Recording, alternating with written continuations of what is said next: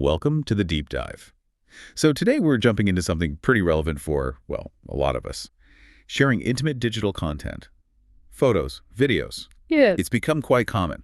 it really has. And we want to explore that reality, but also look hard at the risks, specifically image-based sexual abuse, or IBSA. And we're narrowing in on one type, NDII. That's non-consensual distribution of intimate images, stuff that was actually created and shared with consent initially. Right. Because it's so common now, the risks aren't just some niche thing. It affects Yeah. potentially, well, most people using digital tech. It's true. Some studies suggest as many as 8 out of 10 adults actually share intimate content. It's Right. part of relationships, body image. Yeah, even work for some people. Right. Exactly. Building intimacy, feeling good about yourself. Sometimes it's even part of someone's job. And here's the serious turn. Mm. Despite how normal it is, there's still this societal stigma. And honestly, the tech safeguards often just aren't there. Which puts people at real risk of IBSA. The statistic is pretty shocking. Maybe 1 in 3 people have experienced some form of it. Wow. 1 in 3. That includes NDII, like you said, but also non-consensual creation or getting unsolicited intimate content. It's, alarming. It is. So our focus today is really on the proactive side. What technological fixes can help lessen the danger of NDII? And we're drawing on some solid research for this, right? Yes, a really insightful empirical interview study. They talked to 52 European creators of intimate content, Okay. a mix 24 sex workers, 28 people sharing recreationally. And unfortunately, 42% of them had already experienced IBSA, mostly NDII.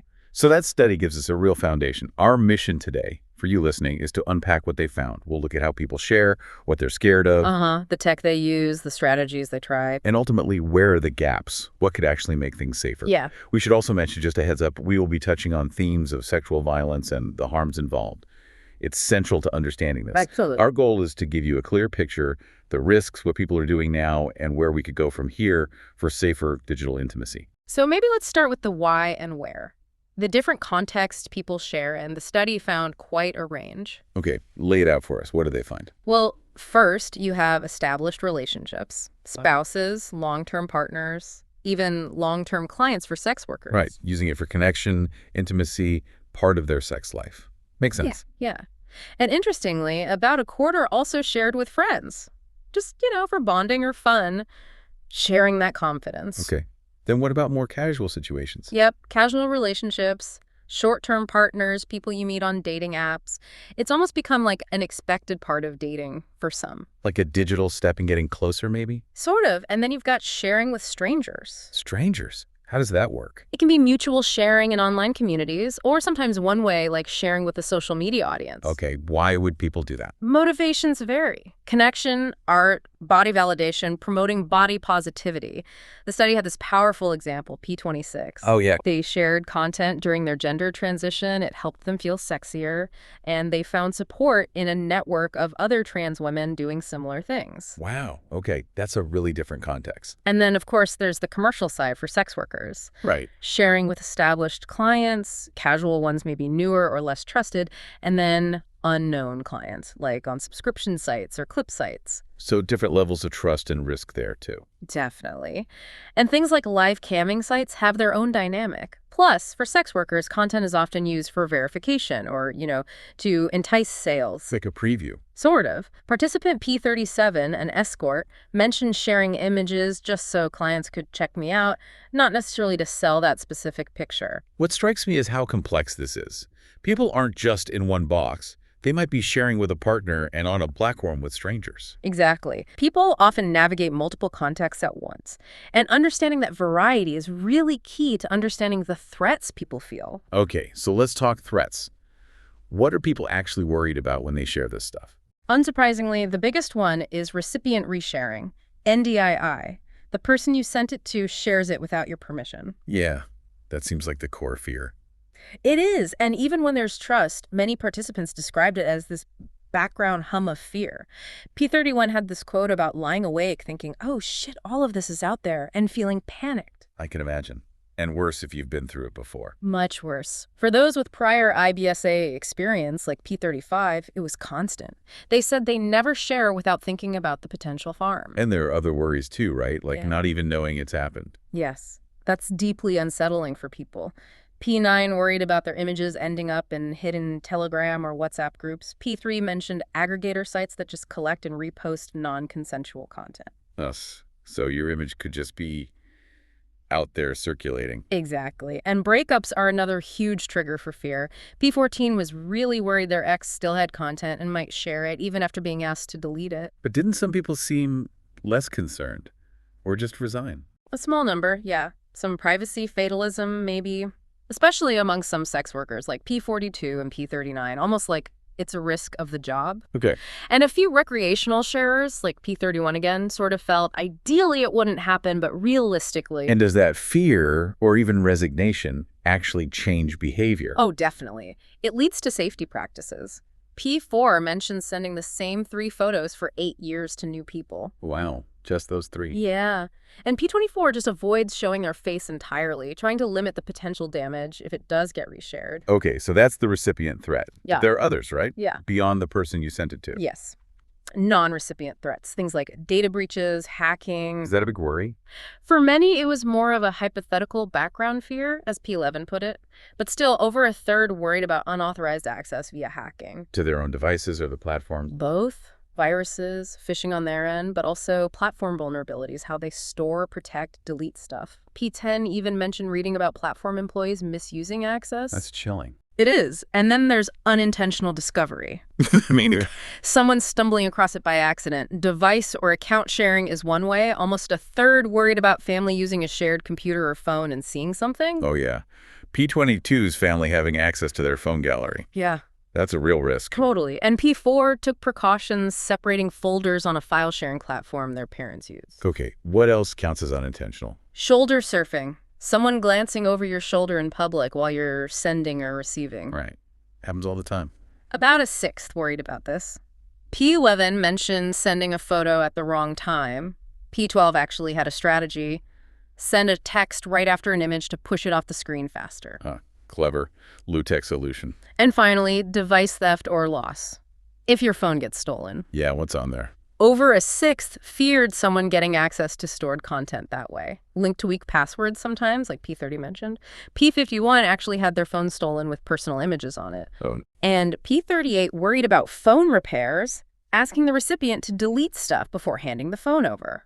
Which makes sense. There have been cases of repair staff accessing content. So many ways things can go wrong. And underlying all this? Stigma.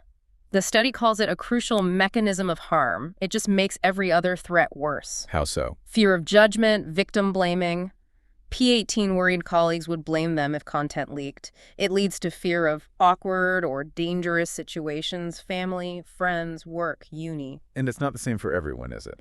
No, definitely not. Stigma hits harder depending on identity. LGBTQ plus folks, sex workers face higher risks, especially around being outed. Right. P10's closeted ex, P49 fearing family finding out about their work, P35 worried about losing their job. Exactly. Cultural norms matter too, like P14's example from Turkey. Did anyone feel less at risk?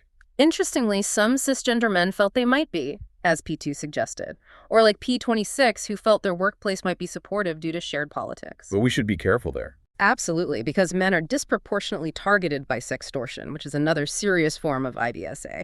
It's complex. So threats from recipients, non-recipients, all amplified by stigma, it paints a worrying picture. Which brings us to the tools people use, the actual technology. Yeah, let's shift to the tech landscape because it's fragmented. Now, The study found people use a huge range of platforms, over 40 mentioned. 40? Like what? Everything. Messaging apps, your WhatsApp, Signals, Telegrams, social media, specific adult content platforms, Right. dating and hookup apps, cloud storage like Dropbox, even email sometimes. Wow. Basically anywhere you can share a photo or video. Pretty much. Yep. P12 summed it up. Telegram, Signal, WhatsApp, Kik, you name it, I've got it. If there's something really large, Dropbox. I'll do that. It shows the spread. And people use multiple platforms, not just one. Oh yeah, the vast majority. Almost everyone stored stuff locally, phone, computer. Over half deliberately used cloud storage too. Many used several methods. P42 said, I have everything stored everywhere. Phone.harddrive.cloud. It sounds like digital clutter, almost, but for really sensitive stuff. It can be, which makes choosing the right tech tricky. The study identified some key heuristics, kind of like rules of thumb people use. Okay, like what guides their choices? Convenience is huge. About half just used their default messaging app because they were already talking there. Makes sense. Don't want to kill the mood-switching apps. Exactly. P43 said it's like at the heat of the moment, so to make it longer. It just doesn't make any sense. Usability was also key for about a quarter speed, interface, familiarity. So ease of use often wins out. People hope the safety is just there. Often, yeah. But security is a factor, too, in several ways. How so? Anonymity is one. Just under a quarter wanted anonymity, especially from strangers. Yeah. Using usernames, not phone numbers, like P12 preferred, trying to avoid being identified if content leaks. Right, to limit downstream harm. They also worried about platforms using their contacts or location for recommendations, potentially outing them. Okay, what else under security? Specific features. About a sixth actively chose apps because they had things like screenshot prevention, like P4 did. Features designed to stop resharing. We'll get more into those features later, I guess. Definitely. Then there's data control. Under a quarter wanted transparency. Where's this stored? Who sees it? Trying to prevent those non-recipient threats like breaches. Concerns about servers, app permissions, that kind of thing. Exactly. And a few people, just 3, used specific platforms only for intimate content. Context separation, P1 called it, to avoid accidental sends. Smart, but probably inconvenient. Can be. And finally, reputation matters. About a fifth were swayed by what they'd heard news about breaches, or just a general feeling if a platform was secure or not. Even if that feeling wasn't technically accurate. Sometimes, yeah. Folk models of security. This study called them social triggers. Like, people might avoid an app known for scandalous activities, while others trust it because the company talks a lot about privacy. It's perception. Okay, so convenience and various security aspects. Anything else? Interpersonal factors, like how many people actually use the app. About a sixth avoided niche platforms because their contacts weren't there, like P9 found. No point having a secure app if no one's there to chat with. Right. And recipient preference was big for over a quarter. Often they'd just use whatever the other person wanted, especially if it had safety features. Sex workers often had to accommodate clients here. And for sex workers, commercial factors must be huge. Absolutely. For about half of them, profitability was key for a third growing clients, flexible rates, easy payments. P42's comment about using the platform with the most people, even if it was the worst in everything, says a lot. It's a business decision. And hospitability mattered, too, for a quarter. Platforms made by or for sex workers and queer people often felt more comfortable, as P48 put it, even if they were more complex. So it's this massive juggling act. Yeah. Convenience, security perception, who you're talking to, maybe making money. Precisely. Which leads perfectly into the safety maze, how people try to navigate all this and protect themselves. The safety maze. I like that. Because it sounds complicated. It is. Every single participant used at least one strategy, usually multiple ones, balancing all those factors we just discussed with whatever technical or interpersonal tools they had. So let's break down the maze. How do they try to stop recipient resharing, that main fear? Okay, strategies fall into before, during, and after sharing. Before sharing, establishing trust is huge. Building rapport, getting a feel for someone. Exactly, an interpersonal thing. P29 waited a few dates. In established relationships, like with friends P31 mentioned, trust is often just assumed. What about vetting? Actively checking someone out. Over a third did this. Yeah. Talking, trying to gauge safety. P12 looked for acknowledgement of the situation's precarity. Some relied on gut feeling, like P51's sixth sense on dating apps. And for sex workers. Payment often acted as vetting, an implicit agreement, this is private. Okay, trust, vetting. What else before sending? Rule setting. About half explicitly asked recipients not to share or store stuff. You're just straight up saying, don't share this. Yep. Sex workers did this more often, very clearly, like P35. This image is between myself and yourself. Recreational folks might do it situationally if they had mutual friends or if the pic was identifying. Did they mention consequences like if you share this? Some did. P30 threatened police. P34 sent legal reminders. But interestingly, a few were okay with sharing if asked permission or in specific contexts, like P12 setting up group sex. Okay, so that's before. What about while sending? What tools or tactics? Here, it's often about harm reduction, like P46 said, knowing you can't fully prevent it but trying to limit damage. Makes sense. So what helps? Expiring messages were widely used. 3/5, mostly recreational sharers, often situational with strangers or in risky locations like P4 mentioned. The disappearing photos feature. Exactly. Screenshot prevention, though less common, was desired, even knowing it can be bypassed, like P15 compared it to banking app security not perfect, but a deterrent. People wished it was more available. What about accountability, making the recipient think twice? Screenshot notifications were used by a third, again mostly recreational. Not to stop screenshots, but to gauge trust, like P10 said. Or decide whether to keep sharing, as P2 saw it. P5 actually asked for deletion after getting a notification. So it's a signal. Yeah. And expiring messages themselves send a boundary signal, P2 felt. Watermarks help too, implying privacy, tracing leaks. P31 used commercial watermarks or wrote names on personal content. Ah, like a digital fingerprint. Sort of. And a few felt safer if it was a mutual exchange. If the other person also shared, maybe they're less likely to betray trust, like P26's same situation logic. Interesting psychology there. Any other during strategies? Lowering the content's value, avoiding identifying features, personalizing it, watermarking, especially commercially, to stop re-uploads, as P35 did. Okay, so that covers before and during. What about after it's sent? Can you do anything then? Some tried. Almost a third had explicitly asked someone to delete content later. Like P20 reconsidering sending something to a client. Exactly, but the big problem is uncertainty. Do they actually delete it? P1 offered a refund. Client still refused. P50 worried post-breakup. You just don't know. Yeah, trust is required there too. And then there's retroactive unsend, using platform features to delete from the chat history. About a quarter did this. Like P32 deleting after a read receipt, or P5 deleting messages from fishy strangers? Precisely. It's a reactive measure. Okay, so lots of effort against resharing. What about just preventing being identified if it does leak? Big concern. Half the participants actively avoided or removed identifying visual info. Faces, tattoos, that kind of thing. Yep. No face, covering tattoos. P37 used high socks, editing to crop or blur. Even worrying about backgrounds, shampoo bottles, street signs, as P33 described. Using editing tools, though P23 worried about the security of those tools themselves. So much to think about. Right. Neutral backgrounds, changing locations. All of it. And metadata removal. 6 participants did this, stripping location, time data from the file itself. But like P6 said, they felt it should be a default setting. Yeah, automatically removing that seems sensible. So those are defenses against identification. Then there are defenses against non-recipients, breaches, hacking, accidental discovery. Storage strategies seem key here. Very. Around half proactively deleted stored content. P46 joked about their cloud reminding them of old memories they'd rather forget. Ah, I bet. A quarter focused on strong passwords, 2FA password managers. Another quarter preferred local storage, disabled backups. And another quarter used hidden folders on their devices. Like the secure folders on some phones. Exactly, to prevent accidental discovery.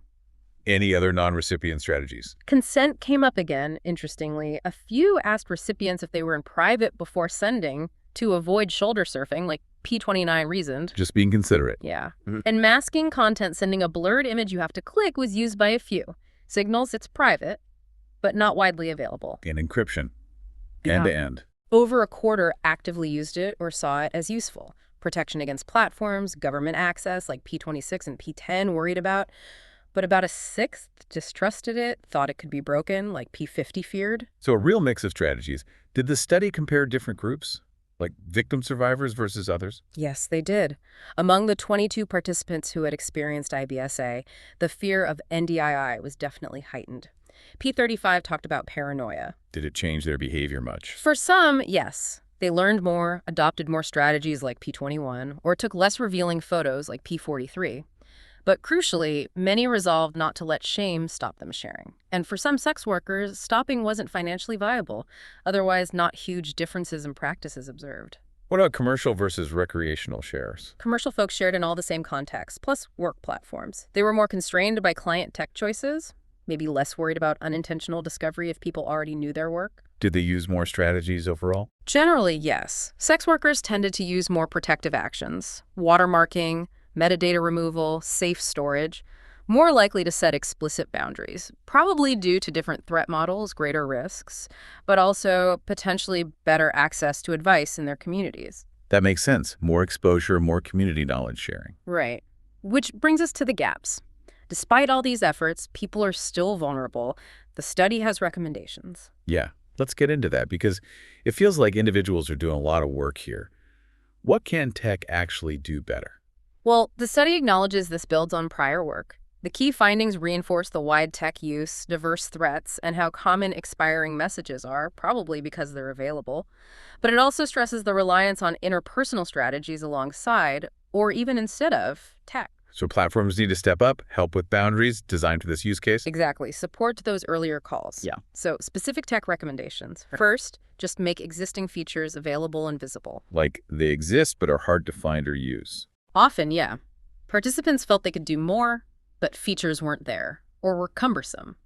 P33 mentioned the time investment, the learning curve. Some just forgot, felt futile, like P23, P9. So what features should be standard everywhere? The study calls for a full suite, hidden folders, password protection, maybe per item, auto watermarking, retroactive delete unsend, expiring messages, masking content, disabling auto download backup, screenshot notification.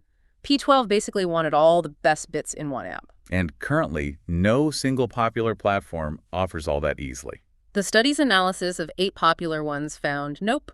Often features are missing or only in special modes or paid. They need to be mainstream, especially on the convenient platforms people default to. Okay, better availability. What else? More granular control, content level control, and presets. Meaning? Being able to set rules per message or per photo, specific expiration times, allow screenshots for this one photo only, maybe a shared password for certain content like P28 wished. Like P23's idea of a sticker you click to reveal.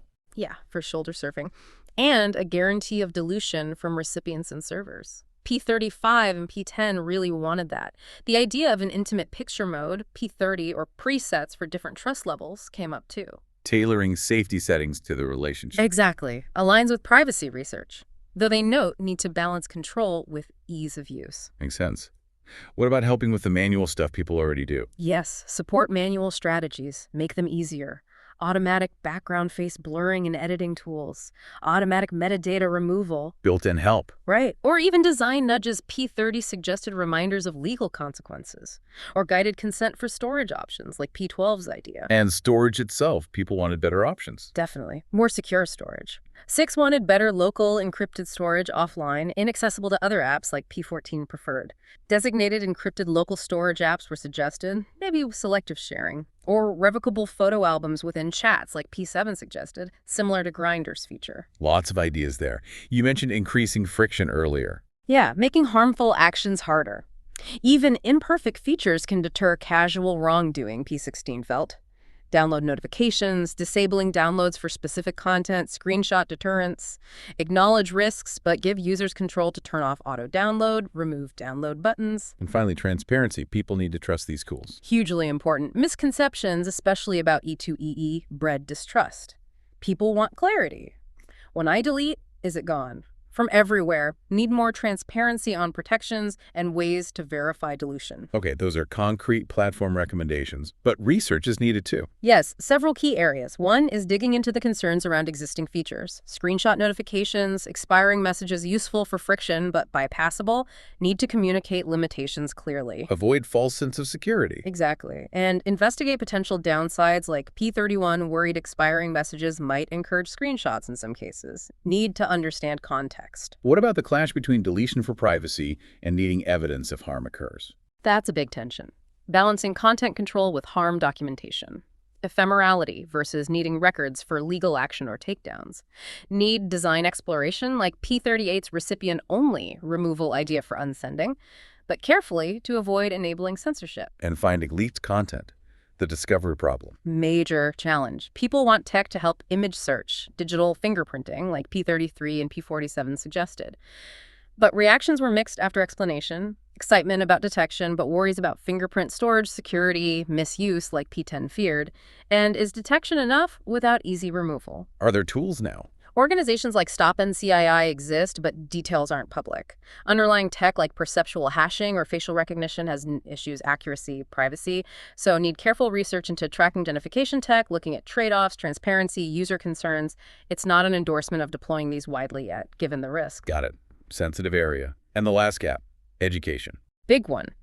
Many recreational sharers just lack awareness of safety advice or resources, P3 observed. Non-victims often defaulted to call the police, which isn't always accessible or helpful. Like whereas sex workers had more community knowledge. Seems so. Access to online communities, more resources, leading to more protective strategies. So, need visible, accessible resources for everyone. And critically, move beyond just don't share, which is victim blaming and ineffective, as P31 strongly stated. Suggest research to create guides, include sex worker insights, make them discoverable. This really paints a picture of individuals carrying a heavy burden. That's a key concluding point of the study. The lack of tech protection reinforces stigma, pushes responsibility onto users. Platforms are notably absent as capable guardians. People are doing so much, yet still feel it's their fault if something goes wrong. Exactly. Victim blaming by design, the study calls it. The argument is clear. Reallocate responsibility. Platforms and technologists need to prioritize user autonomy and safety, relieve the user burden. People shouldn't have to choose between safety and recreation or work. And beyond tech, societal change. Absolutely crucial. Participants wanted education focused on harm reduction, not just punishment, and a future where consent to share is just normal. P38 envisioned a world where the first question is, did they fucking consent to that? It's a culture shift. Yeah, and addressing personal shame helps too, P49 found. With sharing being so common, maybe stigma can reduce over time. P18 hoped for that. So summing up the key takeaways. Sharing is common. Risks are high. People try hard to protect themselves in this safety maze. But tech defenses have gaps. Stigma makes it worse. And change is needed. Platforms need to build better, more transparent, user-friendly safety features, shifting the burden, explore new solutions carefully. And societally, we need less stigma, more focus on consent.